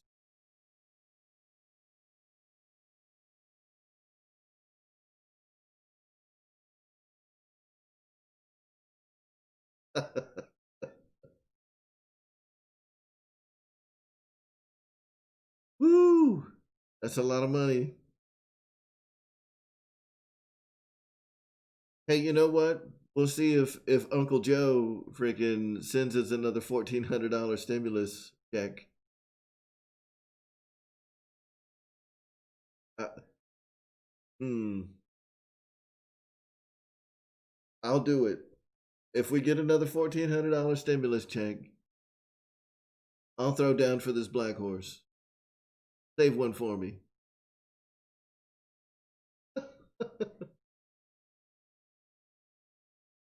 I'll throw down for the black horse if we get $1,400 worth of stimulus money.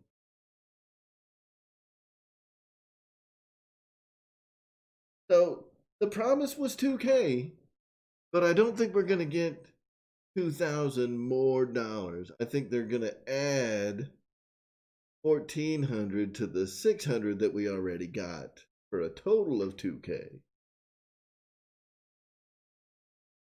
So, you know, all that being what it is, if we get another 1,400 bucks,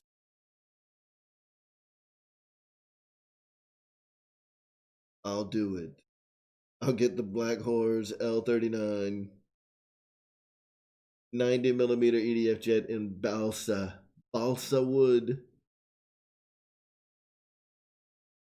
But I need somebody to bring it to Jet Jam for me because I can't fit that shit in my car.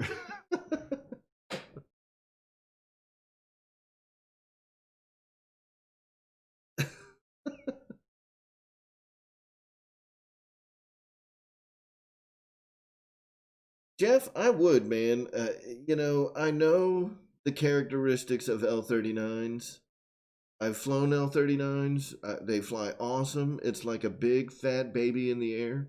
I think that this particular L39 being balsa is probably going to fly even better than the 80 millimeter foam version.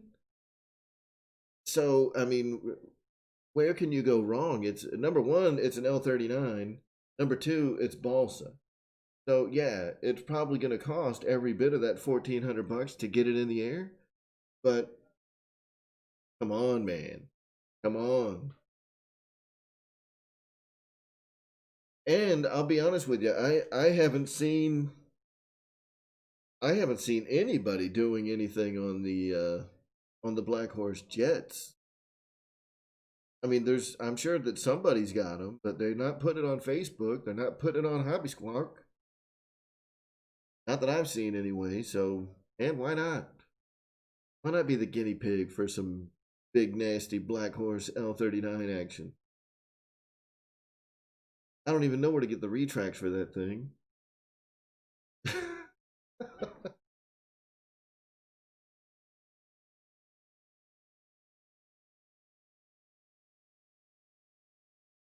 Yeah, they are. Yeah, I mean the L39 is amazing. It's an amazing flying airplane. So, with the same pretense as bigger always flies better, then why not? Dave, do you fly FR Sky? I have an FR Sky receiver that someone in the chat right now donated to the cause, and it's an S8R, and I love that thing, dude. It's actually pretty awesome.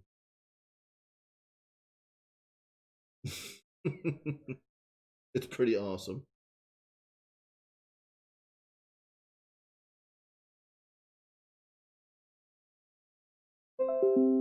So,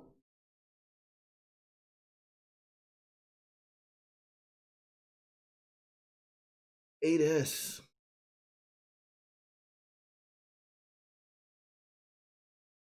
I think if I was going to do that Black Horse, I would try to find a way to do 12S. I would try to find a way to do 12S on a 90 millimeter.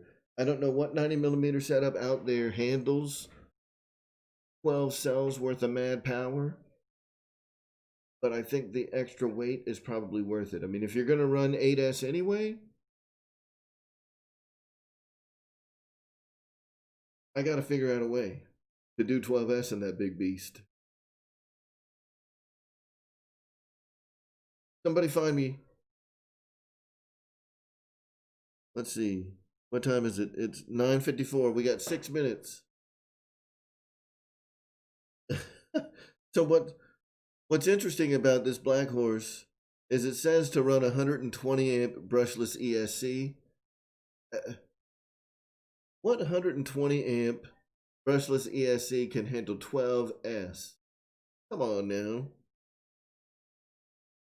That ZTW Gecko 120 amp ESC. Let me take a look at this thing. Can this thing handle 12S?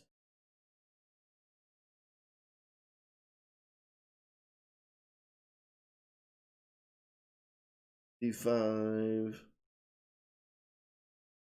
150 amp burst. It doesn't say.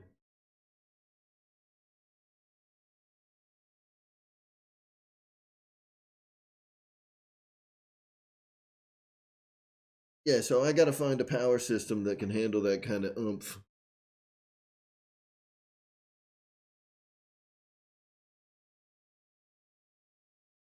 Oh, Schubler, yeah.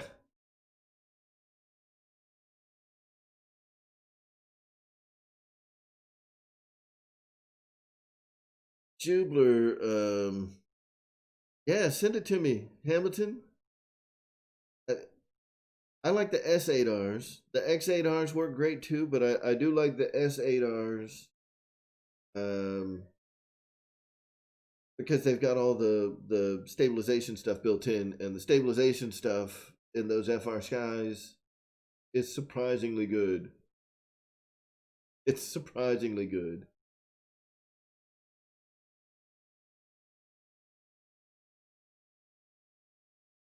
$130 for the 10S setup.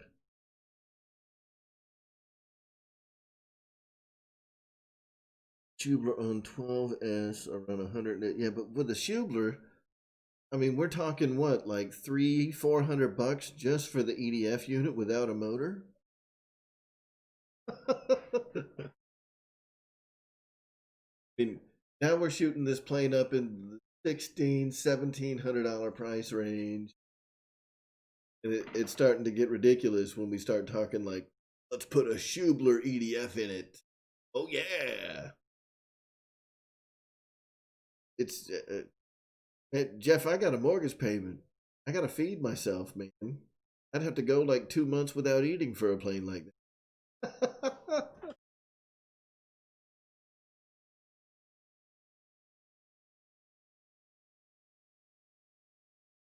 All right, hold on. Hubler.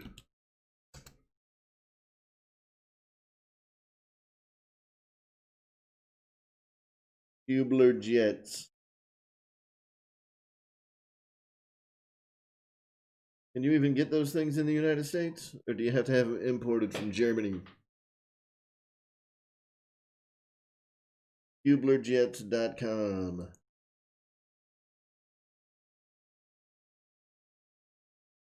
What?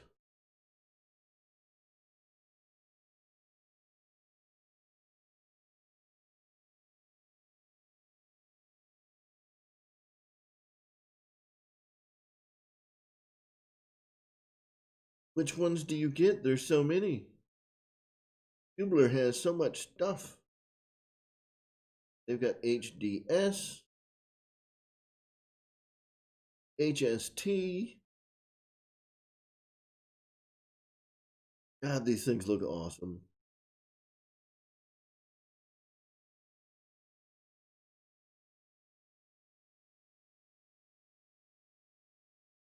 Ooh, the HSTs look badass, but they have an integrated motor. the HDS, you can separate the motor from the fan unit. That seems like the better option.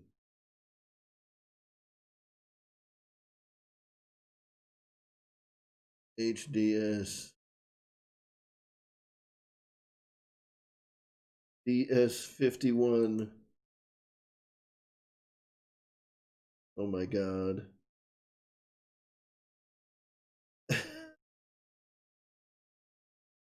And they make it in so many different things. Let's see. 1200 kV.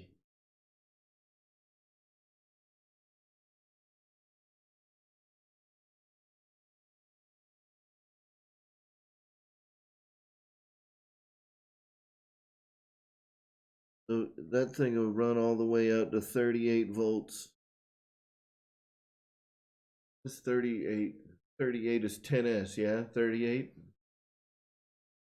So if I want to run the full Monty 12S, I'm probably looking at like the 1130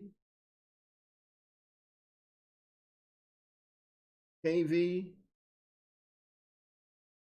They have an 1125. Yeah, and they've got that one running out to like 45 volts. So this looks like a 12S motor. Oh my god.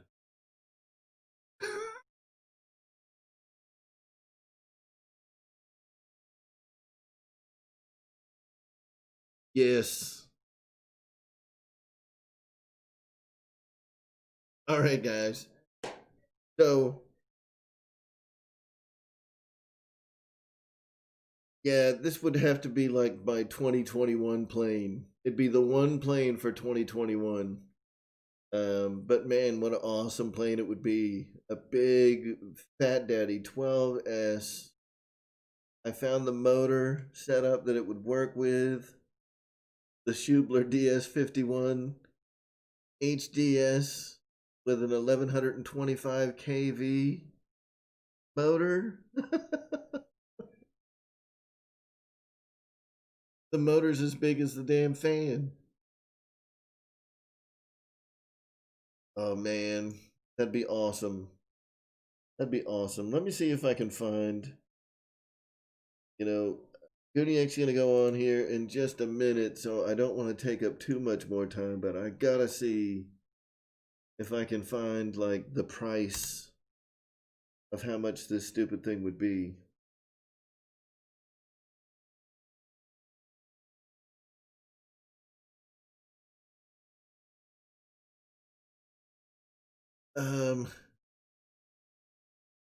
So that's 355 euros. Where can I find it? In America.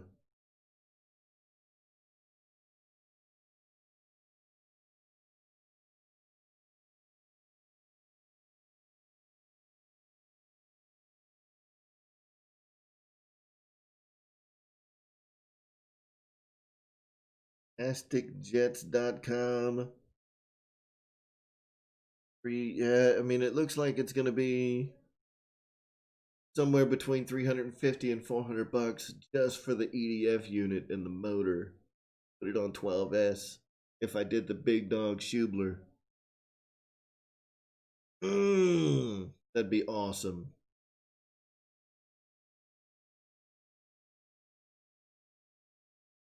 Man. But it would be so awesome. I don't know.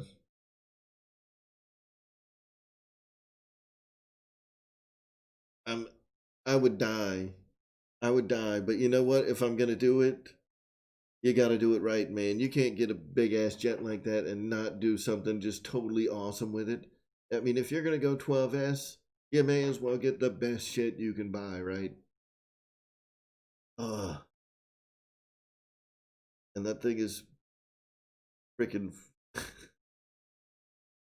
40 some odd volts of power. Yeah, I'd have to be real careful with it. Anyway, and run like 1,000 satellites. Anyway, guys, I'm gonna freaking woo. Woo! I'm gonna wait for Uncle Joe to give us to give me the green light. Yeah, George, I hear you, man, and it's time. Yeah, James, that sounds like an awesome idea. I'm gonna take this $1,600 airplane and put a blue box in. Ah, man. So anyway, guys, I'm gonna let y'all go. I'm gonna see what I can do. I'm gonna try to put something together and see if I can put together like the ultimate L39 with a big nasty tubular fan and all the good stuff that goes around it. And we'll talk about it next week. Anyway, Guniac is coming on here in 10 minutes, so everybody go and get your bathroom breaks or whatever. Thanks everybody for coming out tonight. I've never had a faulty blue box either. So y'all all have a great night. Thanks for coming. Thanks for stopping by. James, thanks for hanging out with us tonight and pointing me in a direction that I did not need to get pointed in. But now that I've seen it, and man, it looks so good. It looks so good. It looks so good. I might do it. Anyway, you guys all have a great night. We will see you next week. Tune in to Goody Egg Show here in just a little bit. There's the link. Go ahead and click it. Get yourself in the waiting room.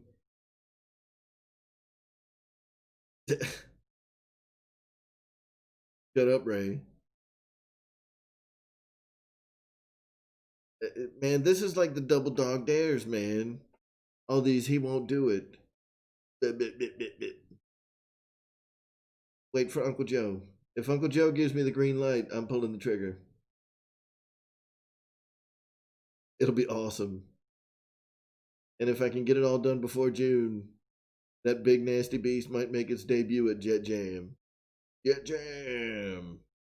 Ooh, that'd be so badass. Anyway, y'all have a good night. We will see you next week.